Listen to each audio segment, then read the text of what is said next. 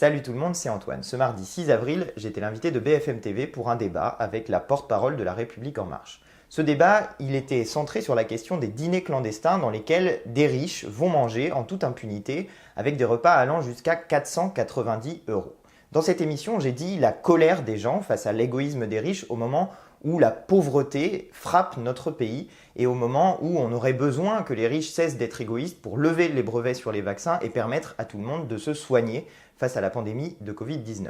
Je vous laisse regarder cette émission et je vous retrouve comme toujours à la fin. Prisca Thévenot, porte-parole d'En Marche. Cherchez ma feuille. Bonsoir. Nous sommes avec Antoine Léaumont, qui est responsable de la communication de la France Insoumise. Bonsoir. Et je vous propose d'écouter le secrétaire d'État aux Affaires européennes, Clément Beaune. Il était invité ce matin d'RMC.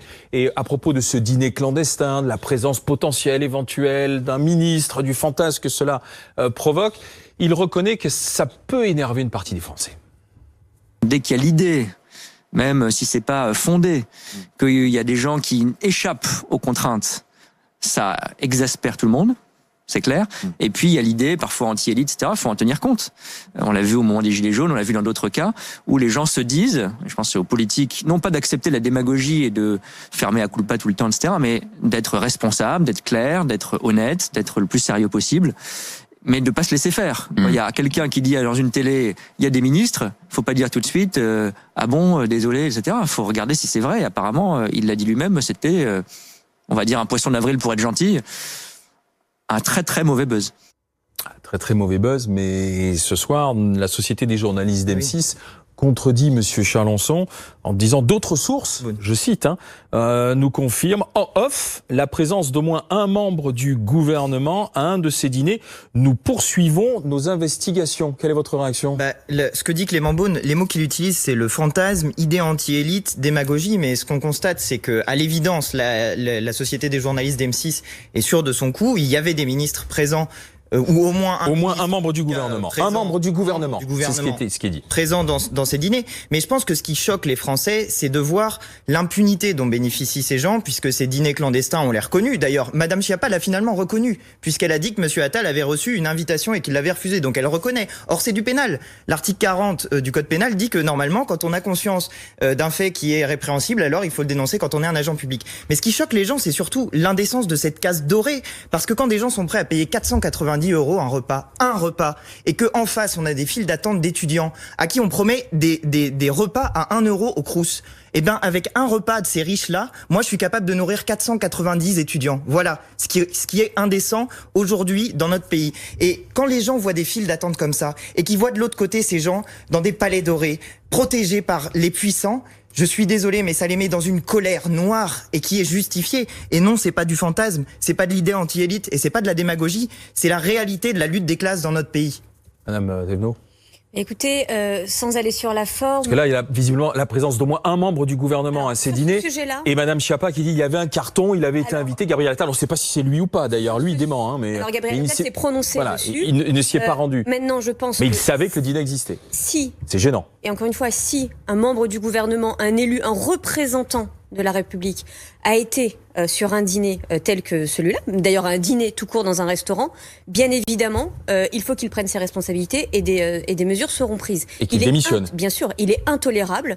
Cette personne, si c'est avéré, ne peut pas rester au gouvernement. En tout cas, non. Ouais. Il y a déjà il faut respecter la loi, et la loi est la même pour tous. Et en plus, pour ceux qui nous représentent, il y a le principe d'être irréprochable. Est-ce que Mme Schiappa était irréprochable parce qu'elle avait connaissance de ce dîner ? Parce qu'elle savait que Gabriel Attal y était invité. Ça en fait quand même deux qui sont au courant du coup. Attendez, on va refaire les choses.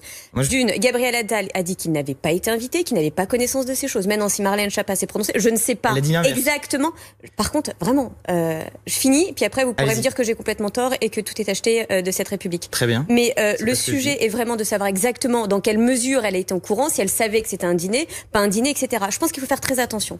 Ensuite, effectivement, si M6, les journalistes d'M6 se sont prononcés sur ça, je pense qu'il faut très vite dire le non.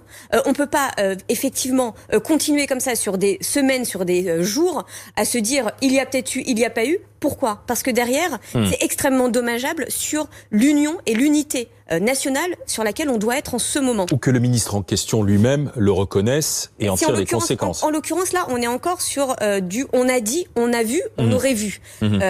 S'il n'y a pas de ministre, c'est compliqué d'aller se dénoncer pour le principe de se dénoncer.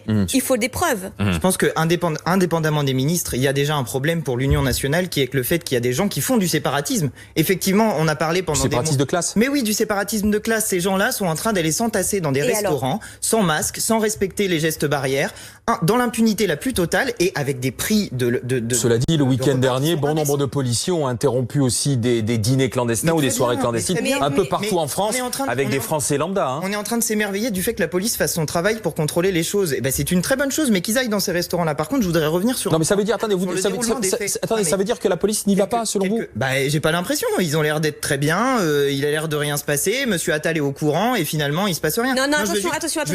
Non. Madame Schiappa qui l'a dit. Vous m'avez demandé de vous laisser finir, je l'ai fait, madame. Je voudrais juste revenir sur les faits. Monsieur Attal dit qu'il ne connaît pas Monsieur Chalençon hier. Ce matin, Marlène Schiappa dit qu'elle a été invitée, que Monsieur Attal a reçu un carton par Monsieur Chalençon. Le même jour dit que tout ça était finalement un poisson d'avril. Donc forcément, il y en a au moins un des trois qui ment et il y en a, à mon avis, plusieurs dans ceux-là qui mentent. Donc on aimerait savoir lesquels. Je pense que vous avez raison et qu'il faut que rapidement M6 nous dise quels sont les ministres, les ministres qui sont impliqués dans cette histoire. Mais encore une fois, ce n'est pas le principal problème. Ce qui choque les gens, ce n'est pas uniquement le fait qu'il y ait des ministres. Ce qui choque les gens, c'est qu'alors qu'il y a de la pauvreté dans notre pays à un tel niveau, il y ait un tel étalage de richesse par certaines personnes dans des restaurants. Madame Thévenot. Sur votre deuxième point, ce qui choque énormément, c'est que on oublie que la grande majorité, si ce n'est l'ensemble des Français, parce qu'en fait on parle d'épiphénomènes de quelques-uns, mais qui sont très graves, effectivement, la grande majorité des Français fait preuve d'une extrême responsabilité depuis le début de la crise. Tout à fait. Et la crise est extrêmement grave pour les étudiants,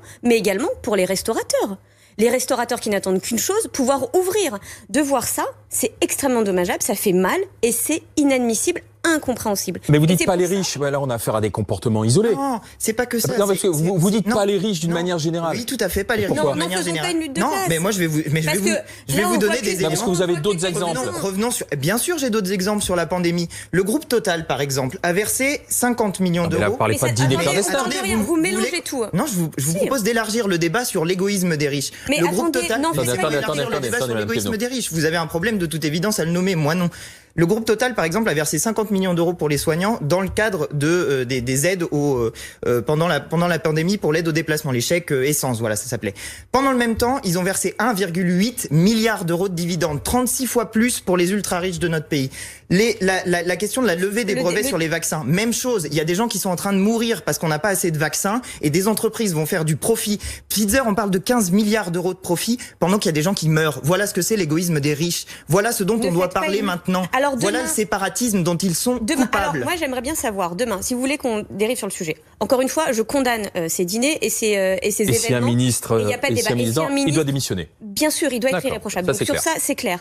Maintenant, à partir de combien on est riche? C'est-à-dire que demain, la France insoumise est au pouvoir. Qu'est-ce qui se passe? On dit qu'à partir d'un certain niveau de revenus, vous n'êtes plus français. Prenez vos clics et vos claques et débrouillez-vous. On peut être tout à fait français quand on accepte de contribuer à l'impôt. Il ne faut pas généraliser. Toute société que vous avez nommée paye des impôts. Il ne faut pas généraliser, monsieur. Non, mais je généralise absolument pas. Bah si, la lutte des classes et les riches d'un côté. Je pense qu'être milliardaire est immoral. Oui, ça, je suis complètement d'accord. On n'est pas milliardaire sans s'enrichir sur le dos des autres. Ça, c'est une certitude. Qu'est-ce que vous entendez par riche? Bah milliardaire déjà c'est beaucoup d'argent quand même. Donc tous les milliardaires.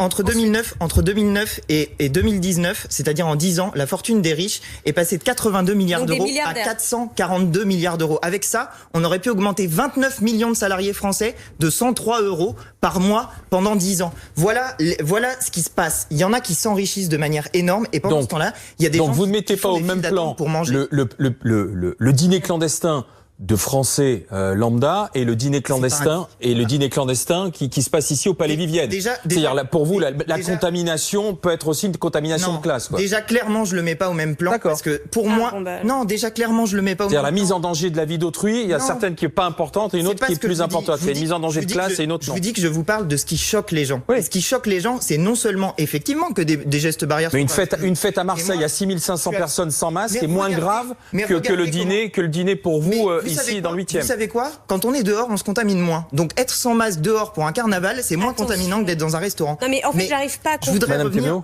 revenir, vous m'avez posé une question très précise, c'est quoi un riche? Et vous m'avez demandé, la France insoumise au pouvoir, ça serait quoi la différence? Vous m'avez posé une question, j'essaye de vous répondre. Non mais depuis tout à l'heure, je voulais J'essaye de vous répondre précisément. Alors allez-y, il nous reste 2 minutes. Le programme de la France insoumise, si vous gagnez moins de 4 000 €, vous y gagnez de l'argent. Si vous gagnez plus, je dis pas que vous êtes spécialement ultra riche, mais si vous gagnez plus, vous contribuez davantage. Voilà la limite à partir de laquelle on dit. Ça s'appelle l'impôt sur le revenu, je sais pas. Oui, mais sauf que l'impôt exactement. Vous n'inventez rien là, monsieur. Exactement, sauf qu'il faudrait taxer davantage ceux qui gagnent beaucoup. Très bien. Tout français.